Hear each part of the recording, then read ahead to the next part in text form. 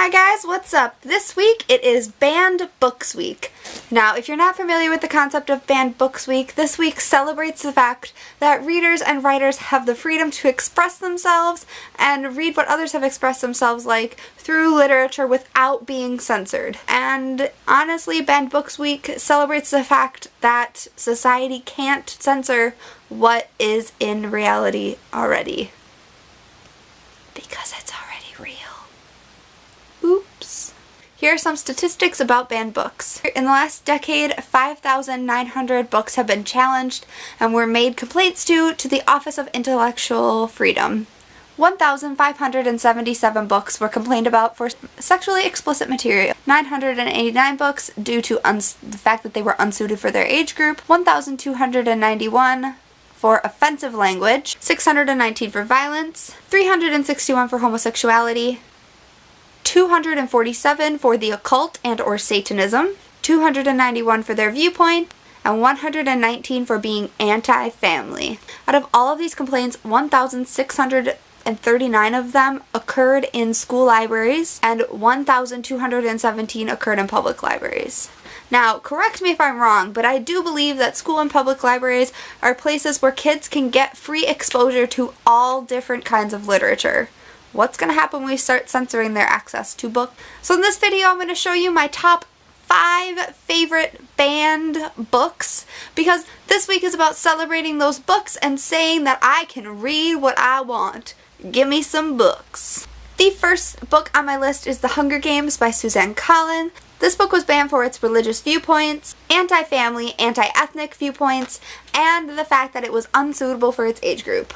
Now, I understand that Hunger Games is basically about a whole bunch of kids running around and killing each other, so I get the unsuited for its age group thing, but can we focus for a second on the religious viewpoints? Hunger Games had religious viewpoints? The next book on my list is Perks of Being a Wallflower by Stephen Chbosky. Honestly, this book is probably one of my all-time favorite books, and I wasn't terribly surprised to find it on the banned books list. This book was banned because of drugs and alcohol, homosexuality, sexually explicit material, and it was unsuitable for its age group. Now, to be perfectly honest, none of those things are untrue about this book, but one of the things that makes it so brilliant is the fact that it brings the uncomfort of that material into daylight and shows people that it's okay to talk about it. Now, this probably is my all-time favorite book / book series, and honestly, when I was a kid, I didn't think there was anything wrong with it, but apparently I was wrong. And that series is Harry Potter by J.K. Rowling, and it's banned for the occult and or Satanism. Also violence. Because Satan.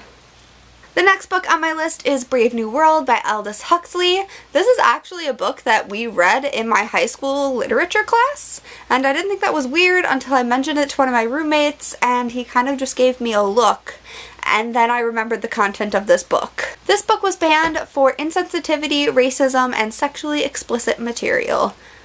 Again, some of it not terribly wrong, but this book is a classic and a work of genius, and to hold it from kids is honestly an injustice to their reading, because dystopian novels bring a whole new light to what literature can do, especially in terms of society. Now, the last book on my list is one that I actually started reading recently and I'm super in love with, and didn't know that it was a banned book until I was scrolling through the list of banned books specifically for this video.